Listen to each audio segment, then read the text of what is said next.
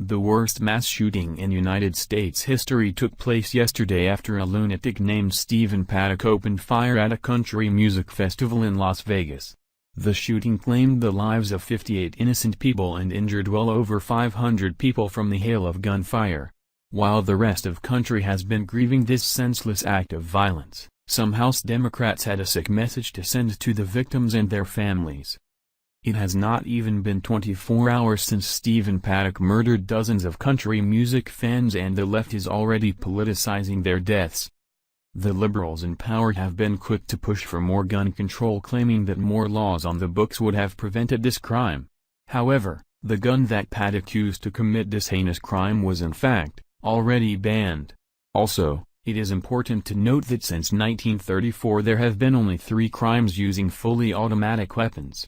Well, those pesky facts will be ignored by the left since they do not cause outrage and feed off the emotions of liberals and their need for control.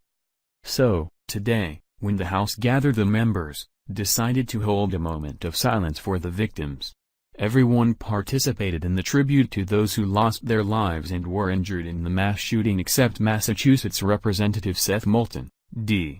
Moulton claimed that instead of being silent to honor the victims that he would not, and argued that Congress should instead be taking action on more gun control. Moulton tweeted, as after #Orlando, I will not be joining my colleagues in a moment of silence on the House floor that just becomes an excuse for inaction. Now is not a moment for silence, it's a time for action. And, as mentioned previously, this is not the first time that Moulton expressed this sort of sentiment after a tragic shooting. Just last year, Moulton walked out of a moment of silence honoring those killed in the Orlando nightclub tragedy. Here is more from the Washington Post.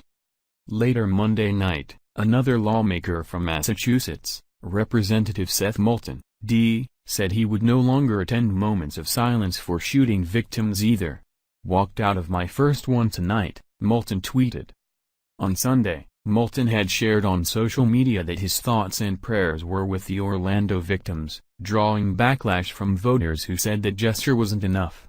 After talking with his staff, he said on Twitter, he decided to align with Heinous' stance. These representatives aren't the first to boycott moments of silence after tragic gun violence. Representative Robin L. Kelly, D.L., made the same pledge last December after a deadly mass shooting in San Bernardino, California. Another mass shooting, another moment of silence, Kelly told The Atlantic in December. I haven't stood for a moment of silence for a year. I can't stand anymore. Some people may feel that's disrespectful, but I feel it's respectful to the victims and to their families. When is this gonna end? When are we gonna do more than stand? When will we start taking action? She asked. So, it only stands to reason that Moulton would continue with these antics after the Las Vegas shooting. Not only is Moulton pushing for further gun laws, but so is Hillary Clinton, who seized the moment to attack the NRA. Hillary tweeted, "The crowd fled at the sound of gunshots. Imagine the deaths if the shooter had a silencer, which the NRA wants to make easier to get. Our grief isn't enough. We can and must put politics aside, stand up to the NRA, and work together to try to stop this from happening again."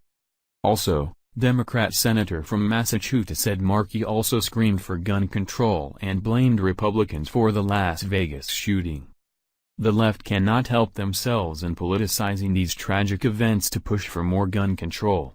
Of course, this shooting was terrible, and every American is grieving for all those that lost their lives, but is taking guns from law-abiding citizens the answer? Not at all.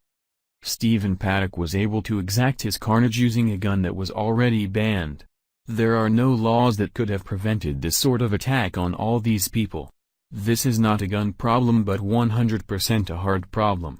Paddock was an evil person who most likely modified the weapon on his own or bought it illegally off the streets.